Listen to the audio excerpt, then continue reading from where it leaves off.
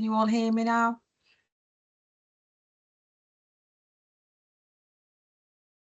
Yeah, I can hear you now. You did go off, but I can hear you. I think it was the message came on about record, so the session is being recorded today.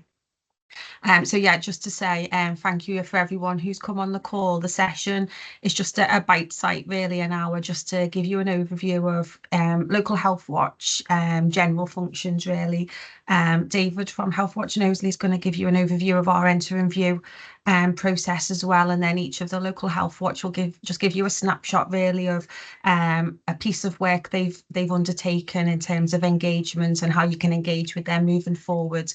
So thank you for joining. I'll just bring in my colleagues before we start to introduce themselves. So I can see Sarah, you're on my screen, so I'll start with yourself.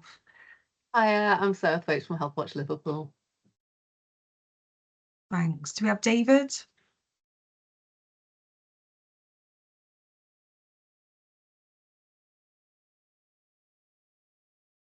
No David. So David Aspens from Healthwatch Knowsley. We've got Wendy from Sefton. Hi, I managed to get in. Wendy, I'm Wendy from Healthwatch Sefton, and I work as the engagement and outreach. Thanks, Wendy. David? Sorry, I failed miserably to operate the mute and the camera buttons. Apologies. So yeah, David Aspin from Healthwatch Knowsley. Hi, everyone. Thanks, David. Kirstine from Wirral.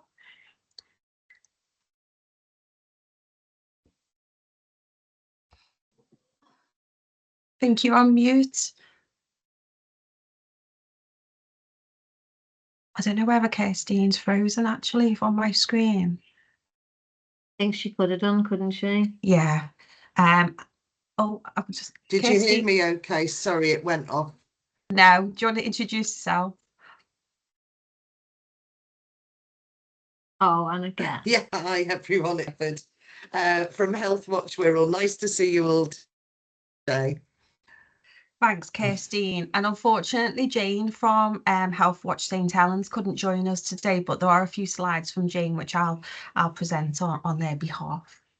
Okay, can we move to the next slide, please?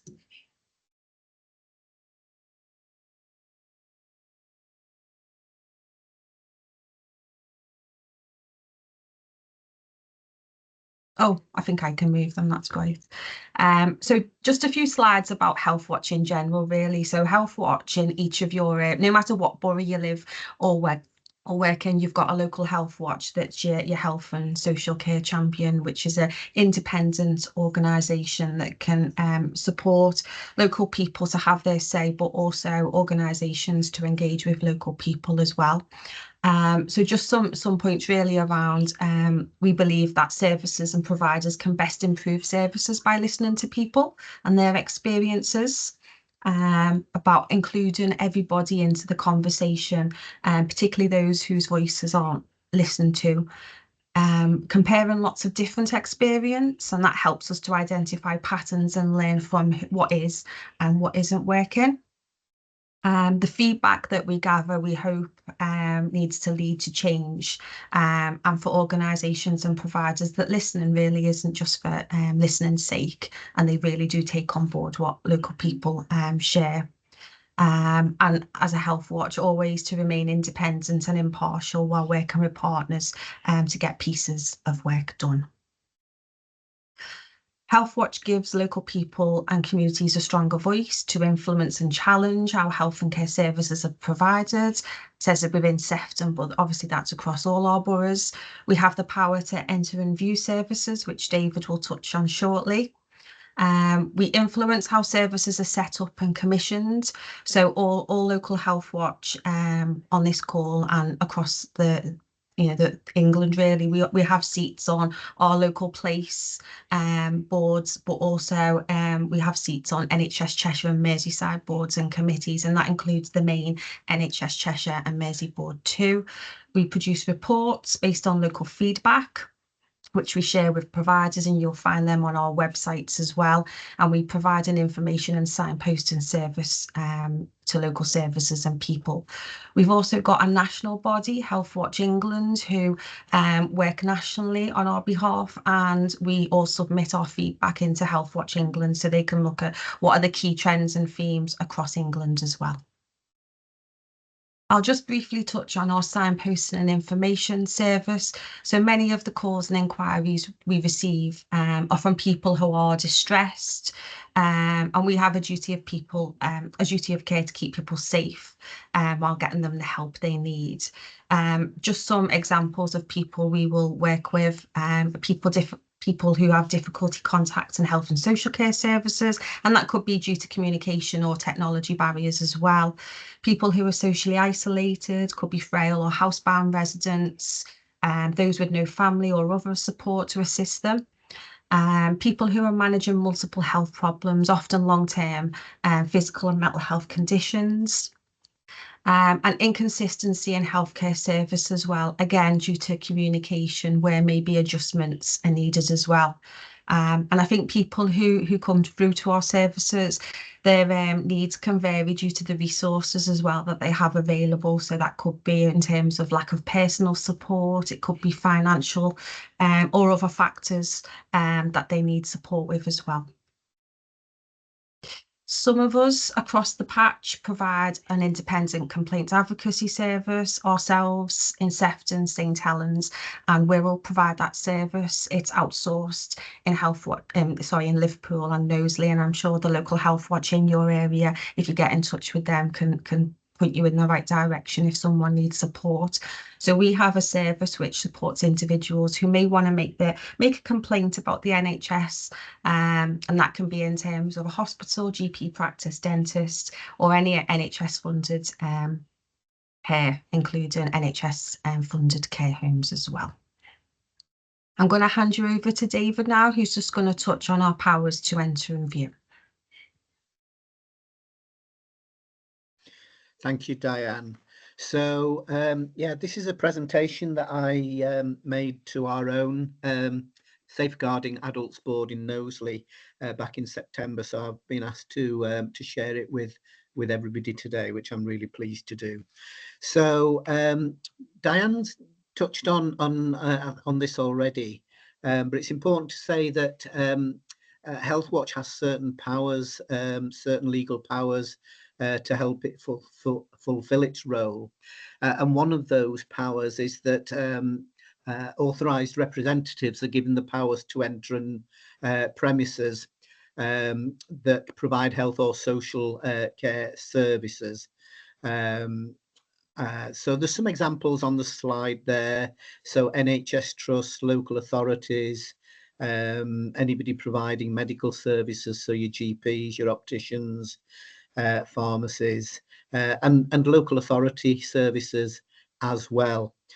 In Knowsley, we tend to use our power of enter and view, or we restrict that to care homes, which is what I'm going to speak about largely. But some of my colleagues at other health watchers do extend the power of enter and view to some of those other services that you can see there. Thanks, Diane.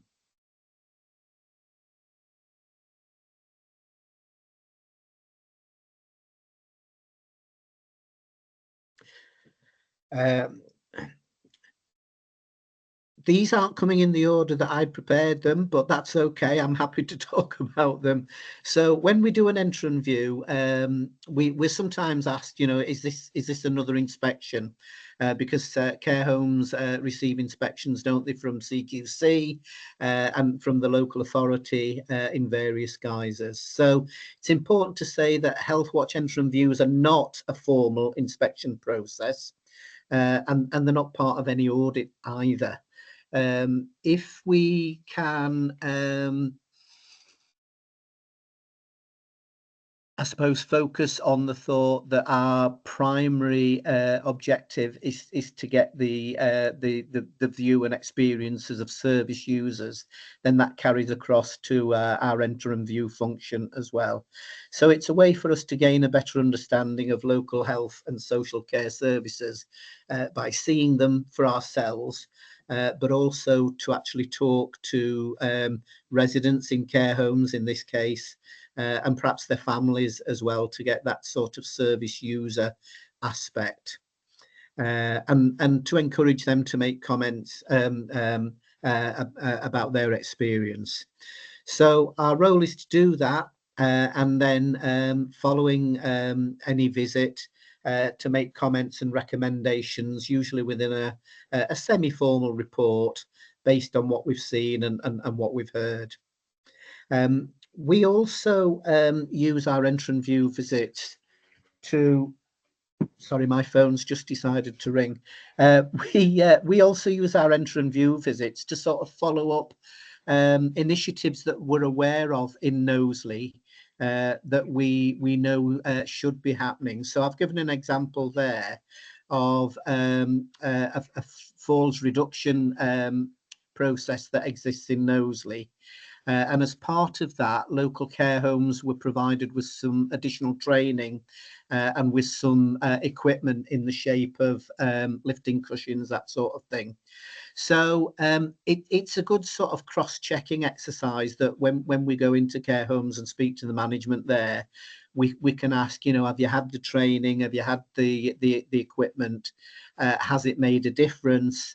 And we can include that in our report and feedback to commissioners of health services about to what extent some of those initiatives are being taken up in the field, as it were.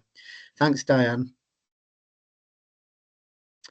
So we do report our findings, and certainly for ourselves, the reports that we submit around a local care home will include things like what we observed, what the residents or their family members told us. We will look to make any suitable suggestions for improvement. So we were in a care home last week, and to be honest, the paintwork was a bit flaky. You know, it needed a fresh lick of paint, if nothing else. So we will put that in the report for that particular care home. And we also take the opportunity to make recommendations for commissioners, for the regulators, or for ourselves to explore matters in more details. So it's important to say, I think, as well, that the visits are not a follow-up. So we don't use them to follow up a previous visit that the CQC might have done or the local authority might have done. The visit's in our own right. And it's equally important to say that any serious issues that are identified are referred to the service provider and the commissioners, you know, with immediate effect. Thank you, Diane. So what's the benefit of this? Well, there's a number of benefits, and these will perhaps shine some light on some of the issues that Diane mentioned at the beginning. So it's around capturing and reflecting, isn't it, the views of service users who often go unheard. So care home residents may be some of those sort of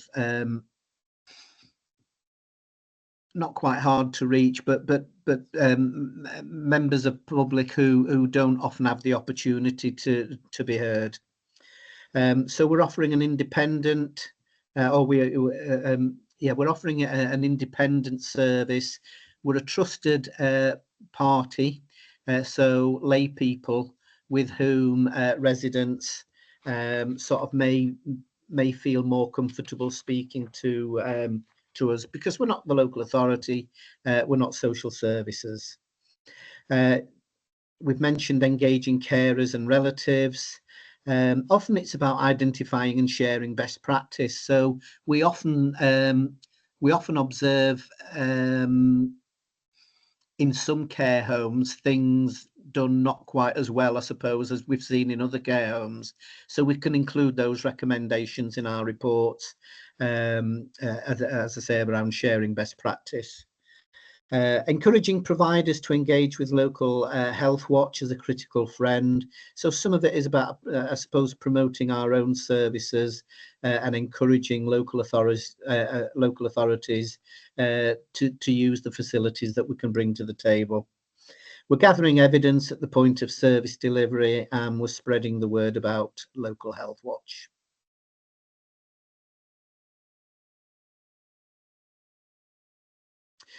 So we're supporting people to stay safe as well. So our observations will ensure that services are safe. We ask people as part of the visit if they feel safe and if they know who to talk to and what to do if that changes. So our independence leads to people being more open about how they feel, how they're treated by staff, and any concerns that they might have. So there's an example there from one care home visit. A resident who didn't feel safe talking to us on site called our free phone number later after the visit and was able to ask us if staff should be asking them to borrow money for cigarettes. So obviously we were able to raise that concern and the local authority was able to intervene. And you know, there are examples from many entrant view visits where you know, such practices perhaps have been flagged and we've been the conduit to report that to the appropriate authorities.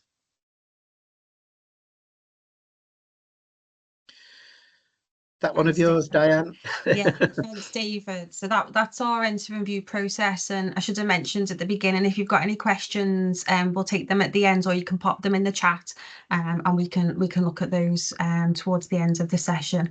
So I'm just going to hand you over now to Wendy Anderson, Engagement Manager from Healthwatch Sefton, who's just going to highlight our community champion networks in Sefton and how they support engagement.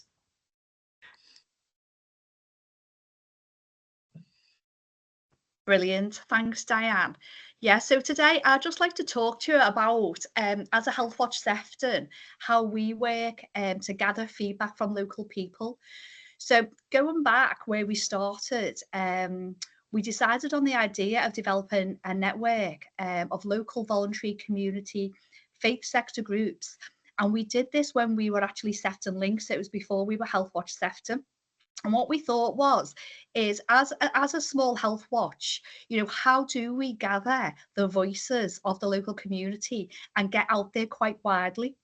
So we started off, we invited a small number of voluntary groups to discuss the idea of having a network themed on health and social care, and to ask them if they thought it'd be beneficial to their community and if they'd like to take part. So from back then, we now actually have two large networks. We have one covering South and Central Sefton and another for Southport and Formby. And the organisations and groups who are members, they really play a vital role in the health and wellbeing of local people. So they are placed right in the heart of the communities, and they're there and they can help us, you know, Healthwatch Sefton goals, you know, getting that out to reach local people. And it helps us build relationships within the communities and build that trust, because then we can get to go out to those groups and chat to those local communities. So the networks meet on a regular basis. It's there so that they can share information with each other, they can share best practice, and with us they can highlight emerging health and social care themes. And also at those meetings we invite providers, NHS providers and commissioners to come along and present to us. So these unique community champion networks were recognised by Healthwatch England in their annual report back in 2013. So who can be a community champion member? So as I've just said, we reach out to the local voluntary community and faith sector group. So we have a variety of different network members. So an example here is, you know, we have People First Merseyside, representing people with learning disabilities and autism. We have a Read Easy Merseyside. We have Age Concern, representing Liverpool and Sefton. and we have the Samaritans, which are all like larger groups, but then we have smaller groups.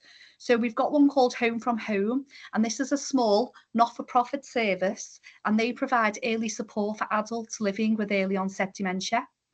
We have a group called Kindness Coffee Club, and it's in a shop base in Bootle, and they're there. They provide a variety of group services.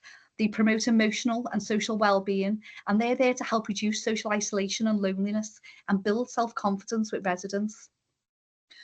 Over the last few years, we've also been inviting GP patient participation groups to come along and join the network. And we also have sheltered accommodation schemes as well. So there really is a big variety of groups that come along and share what their experiences are and what their residents are telling them. So where we are now, so the Community Champion Networks, they're both held on a bi-monthly basis. Guest speakers are invited, so members have the opportunity to put forward, well, who would they like to hear from based on resident feedback. So we do have regular attendance from NHS Cheshire and Merseyside, and they provide primary care updates to us, and they're there to take questions and answers. And even on the day, if they can't answer a question, they do make sure they come back and provide that answer at a later time. So a large part of our feedback is on GP access. So what we did in the September meeting was we themed it on GP access. We worked in partnership with NHS Cheshire and Merseyside, and we had a number of clinicians, primary care network staff who come along and attended, and they presented on what their services were and how they were supporting GP services, and then how that kind of related to the patient. So sometimes maybe the patient didn't see those services from looking in, but actually those services are there.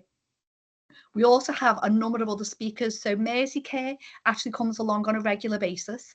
So, we've done a report on community services, and Merseycare are coming to our November meeting this month to provide an update on any outcomes. And we've done targeted engagement at Liveland Urgent Treatment Centre.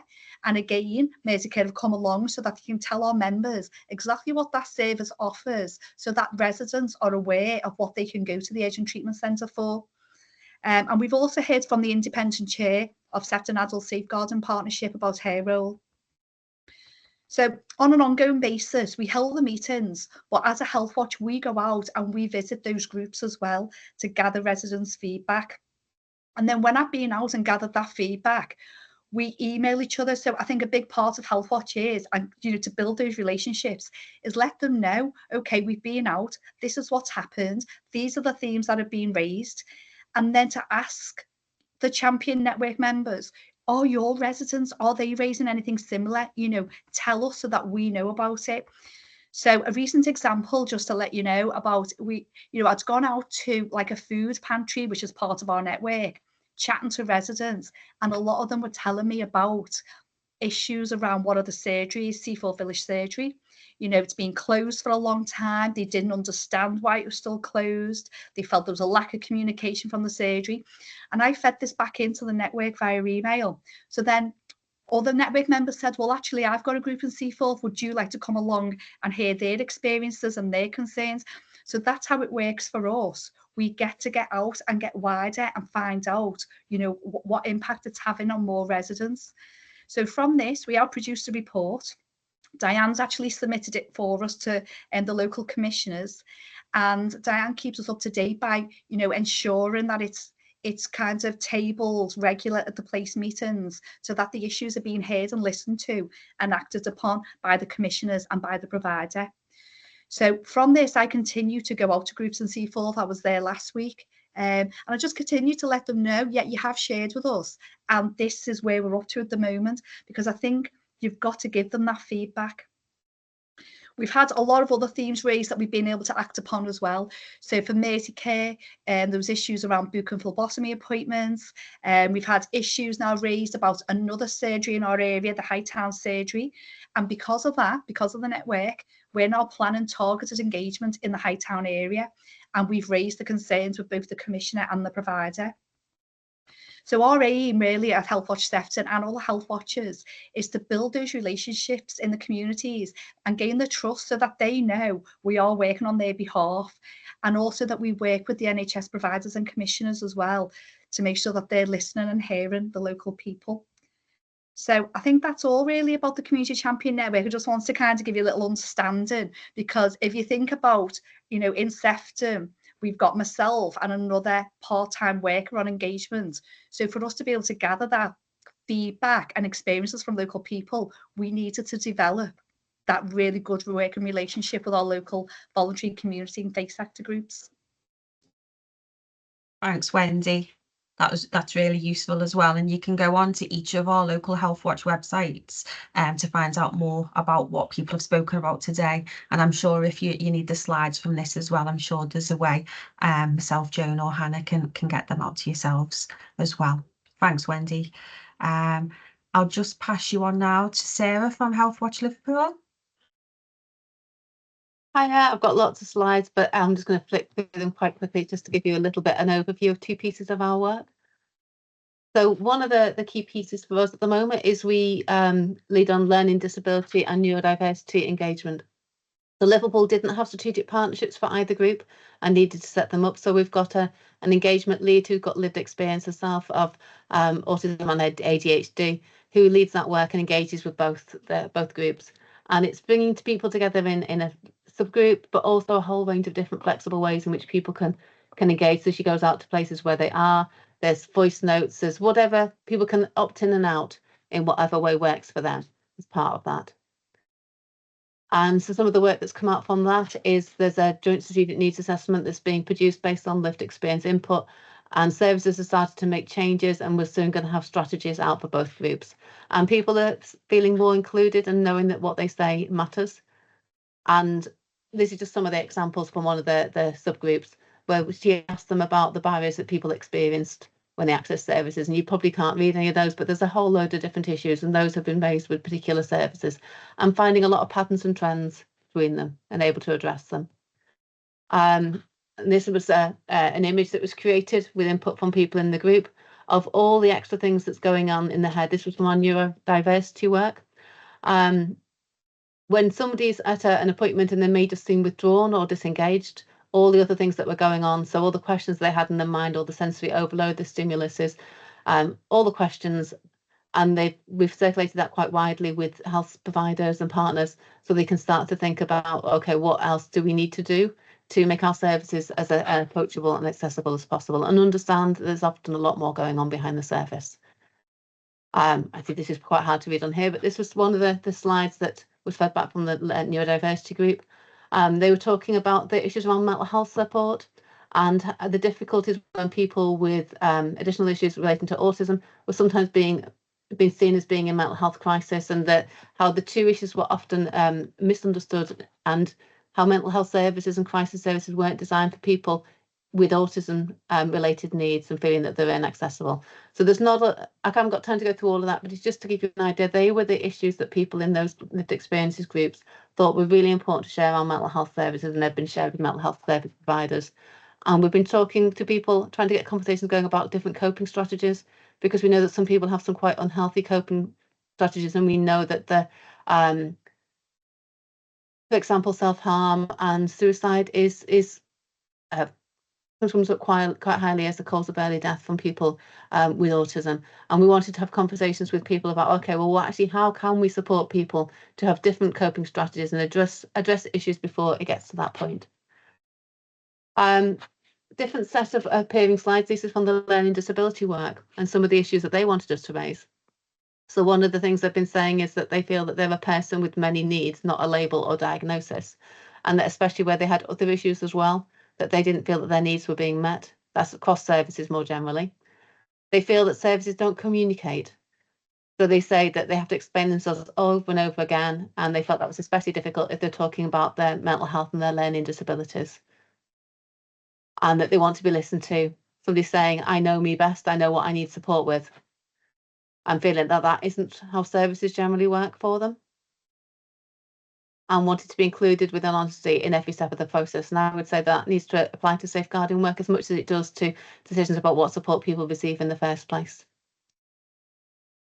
One final, just an extra piece of work we did, just in case some of it is relevant. We did a piece of work last year around sexual trauma and the impact of that when people are attending appointments or not attending appointments and the choices people make. And we've got all that information online, but there's quite a lot of the findings from that I think will be relevant across all of the activity of safeguarding board partners about how difficult it is for somebody to disclose difficult prior experiences and how services can make adjustments that will allow somebody to feel comfortable coming forward, to trust that the information they share is going to be received in a positive light. So it's just a little snapshot of that, as well as the core Healthwatch activities that we all do. We all have specific areas where we've done more in-depth or niche work, and that can be there to be drawn on as well. I think that's the last of mine. Oh, it was just an example of some of the things that people said would help if they'd experienced trauma before. So things like being able to choose the gender of the healthcare person that they're talking to, knowing that people will ask for consent, knowing that the more time might be appropriate. So I think a lot of those would be relevant in a whole range of different settings as well. So I'll hand over now to Kirsten. Thanks, Sarah.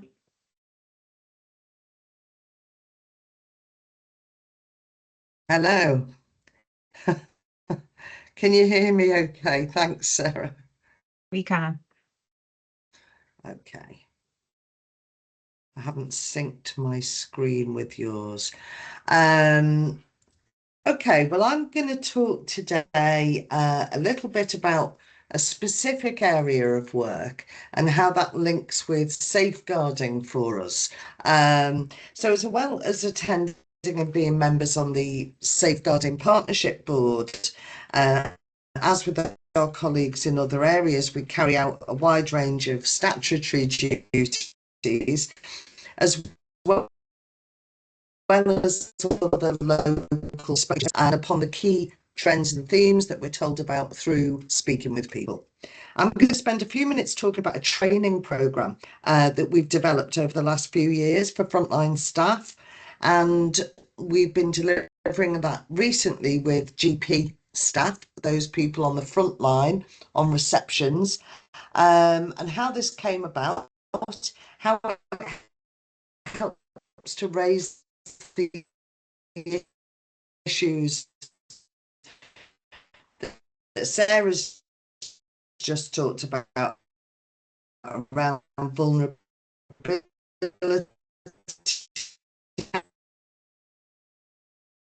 I don't know if you lost me there for a moment. Can you hear me okay? Yeah, you just keep dipping in and out, Kirsten. Yeah, it's really poor network in this room that I'm in. I'm so sorry. I just had to get away from the rest of the office. So we also, next slide, I haven't put too many slides together. They're just images. We provide in-house training for volunteers as well. That includes safeguarding, what it is, how to recognize no disclosure is made, and what to do if you suspect somebody is at risk.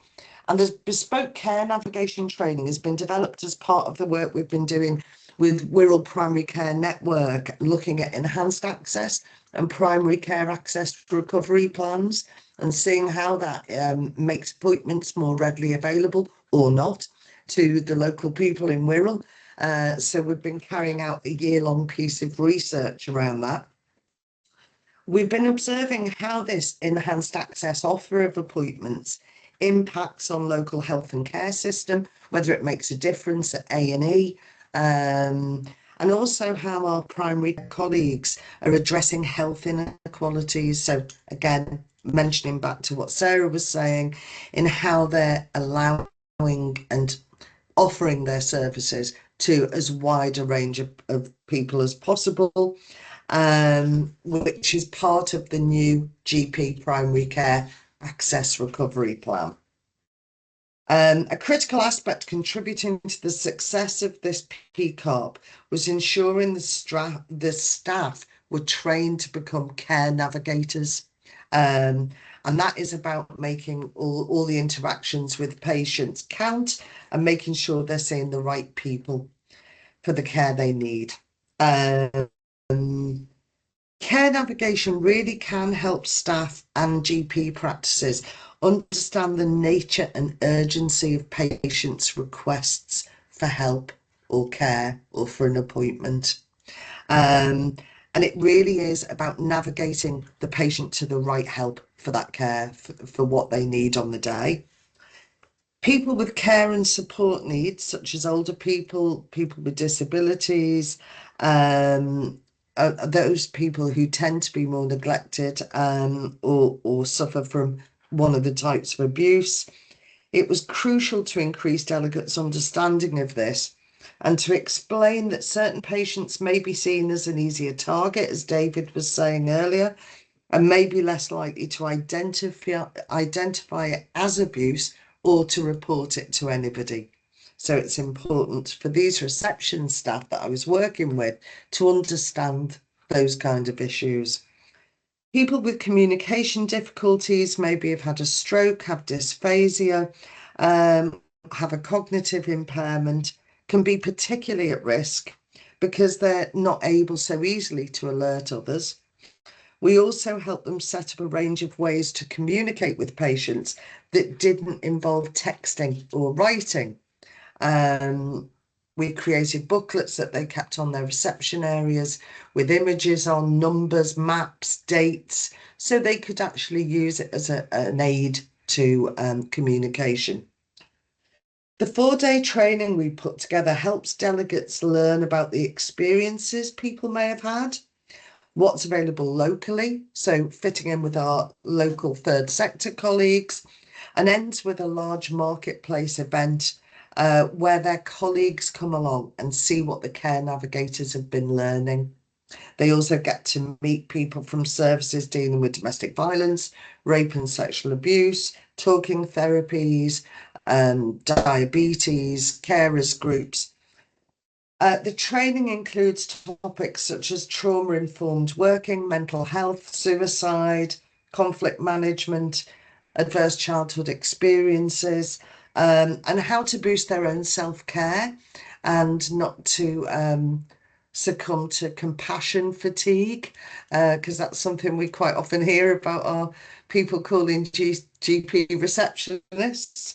And the core thread underlying the course, of course, is safeguarding. That is one of the most important parts of it. It underpins all of our training and our induction with volunteers. Delegates are encouraged to discuss their processes and understanding of safeguarding, their personal experience of dealing with safeguarding issues, what went well, what could have been improved. And we deepen the understanding using case studies with them.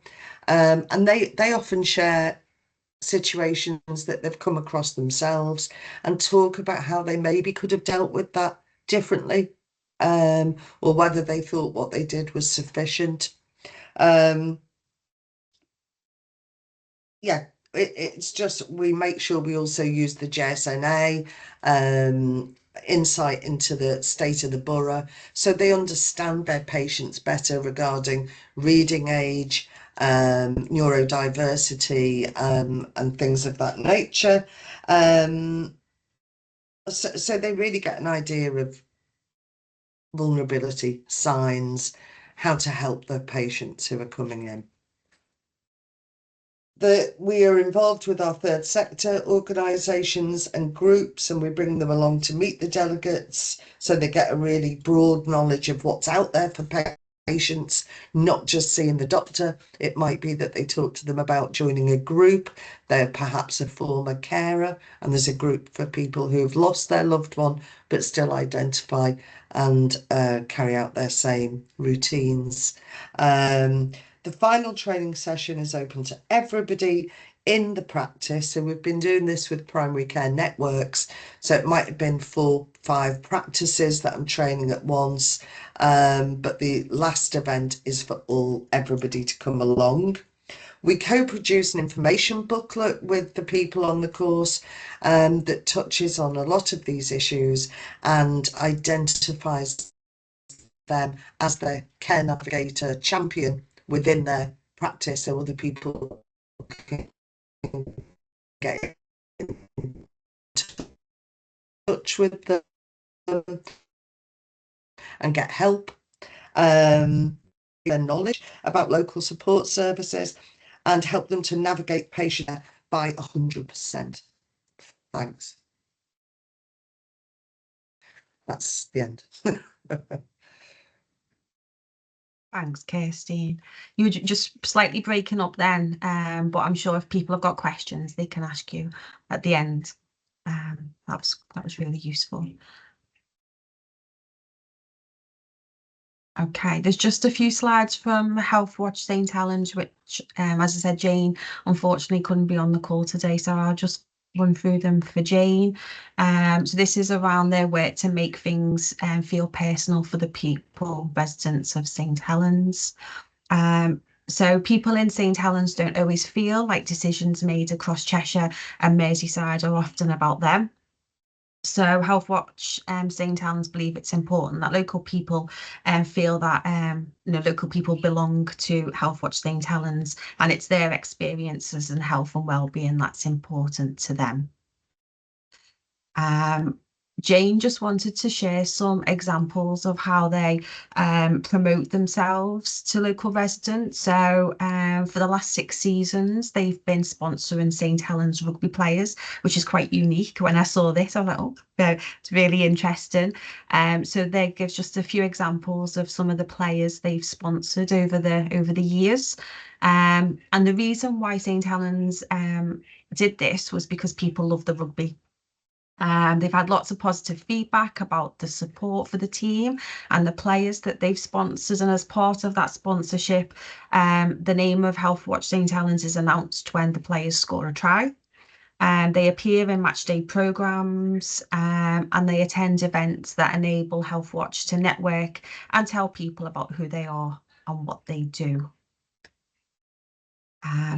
Healthwatch St Helens have redesigned their marketing materials to make them more local. There's an example there on the slide. Patient experience and membership forms feature images of places that are really recognisable to local people, and the same images are printed on pull-up banners. And local people have told them that's what attracts them to come over and talk to them as well.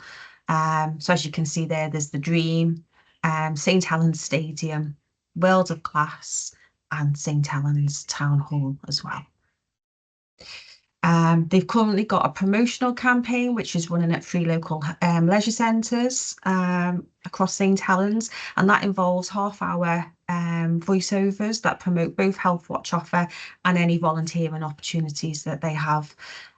They've also asked their voluntary community action colleagues as well to support them with the voiceovers, because there was no voice actors with local accents available. And as it says there on the slide, it was important to them that people who listened to the messages heard voices that sounded like their own.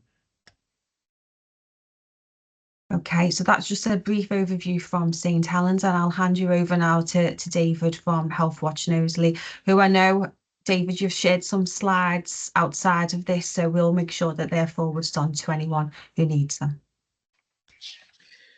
Thanks, Diane. Yeah, I don't necessarily need the slides just to talk through this.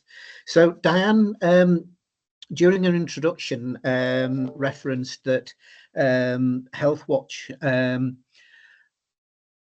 collect service user experience around both health and social care.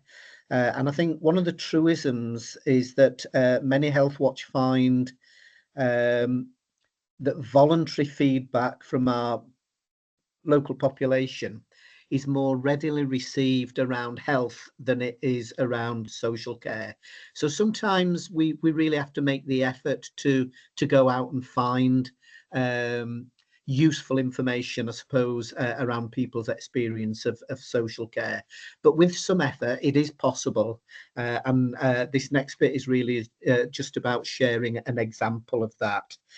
So it's a standalone exercise devoted that we undertook in Knowsley, devoted to obtaining service user feedback around domiciliary care services. So we liaised very closely, obviously, with our local authority as the commissioner for domiciliary care services. And what they really wanted to get from this exercise is that they needed to know and understand the opinions of service users on the care that they've received.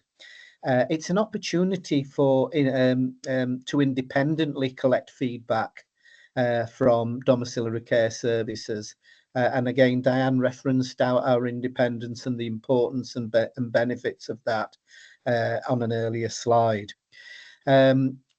This was an opportunity to see if there's any discrepancy in delivery of dom care across different providers or in different locations of the borough, and also to see if there's any common shortcomings or challenges that service users experience, irrespective of the provider.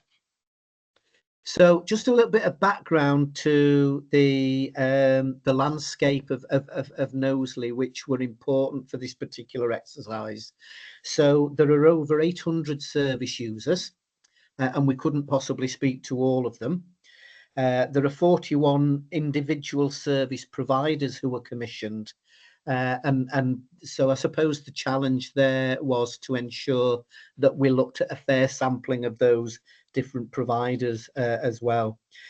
4 main townships, you know, so you'll see similarities across your own areas here, I suppose, and a mix of urban and rural neighbourhoods. So all of that needed to be part of what we were looking at. So the first step was to develop some questions for the survey, and these were co-produced by ourselves and Knowsley Council. They were based on previous examples, so that this wasn't the first occasion that we'd done it, and there's obviously some good comparison and benchmarking that you can do if you use a similar survey on a repeated basis.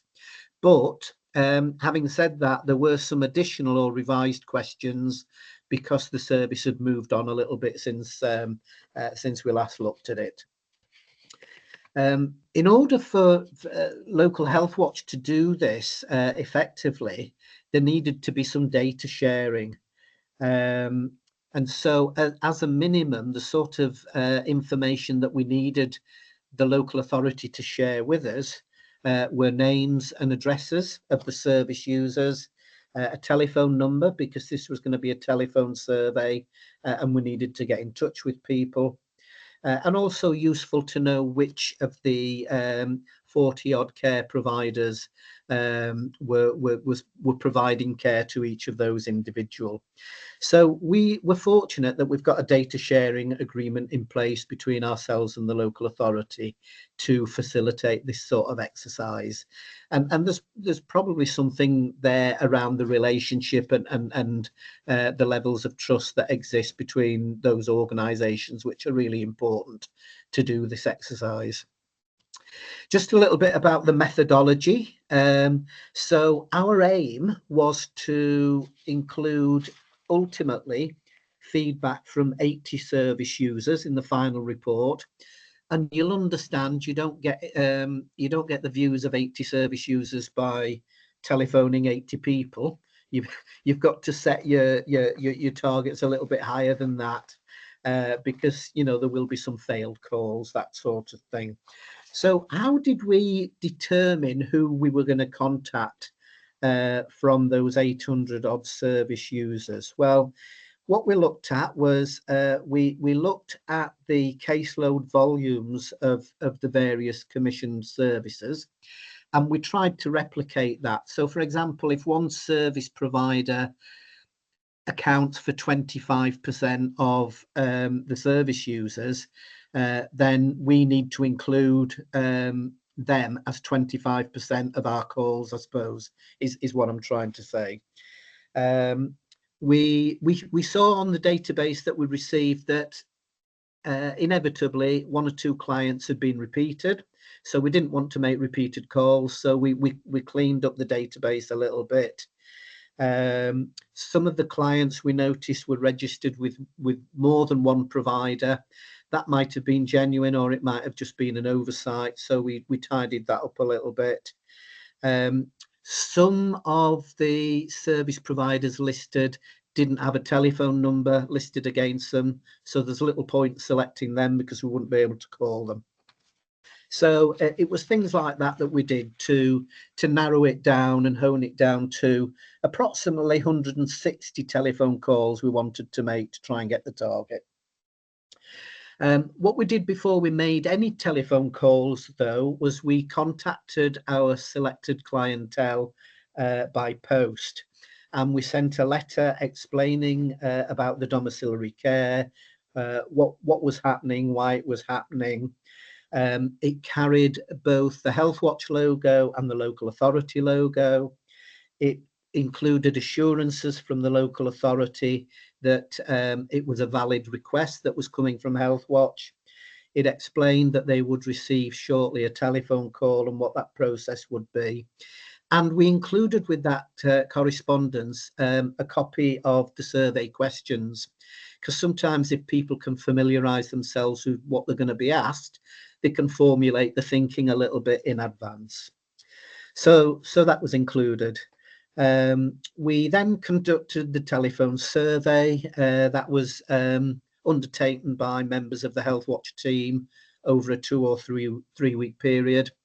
Inevitably, not all of the sample users who we selected to call wished to participate once we did contact them. In addition, for a small number of people, it wasn't possible to reach them despite several attempts. Or sometimes if they were very, very hard of hearing, it became a very difficult exercise. So we cut our cloth accordingly, and we ended up with 78 service users. I know the target was 80, so we missed it by 2, but it was there or thereabouts. We were quite pleased with that. So we then produced a summary report for the local authority, and that summary report included a breakdown of participants by area, a breakdown of participants by provider, a summary of the responses that we'd received to each of the questions, and some example responses as well, just to illustrate various themes that were appearing. And incidentally, that report is still available on the Healthwatch Knowsley website if anybody wanted to see it. So what were the key findings? Well, I won't go through everything, but we sort of ranked things from positive to less positive, I suppose. So on a positive note, nearly 90% of service users said that their care worker delivered all of the help or support that they needed. About 79% of respondents reported that their carers arrive on time, all of the time or usually. On a less positive note, only about 38% of respondents are informed in advance if there's going to be a change to their usual care worker. And about 63% of service users have experienced their care being interrupted by telephone calls. So you can imagine the situation, can't you? The carers there providing an episode of care and the phone goes off. What we were able to establish is it wasn't personal calls really, you know, about what was on the telly last night or anything like that. It was often the office just saying, you know, oh, don't forget you've got to go and see Dorothy when you finish this call, and one of your other calls this afternoon has been cancelled. But interruptions, I suppose, nonetheless. And finally, what next? Well, we've just repeated the same exercise in 2024. But we've not yet finished the report for that, so I couldn't give you the conclusions, which is why I focused on an earlier exercise. But some of the other, I suppose, benefits that have come from doing this is we've received interest from other local authority commissioners within the same council.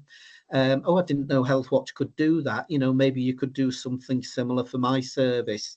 So we've received firm inquiries to do something similar around extra care and around day centres. And of course, it's perhaps an area of good practice which we're happy to share with other Healthwatch and to share with all of you today. So thank you. That's the last bit from me. Thanks, David. Really useful piece of work in terms of the dom care.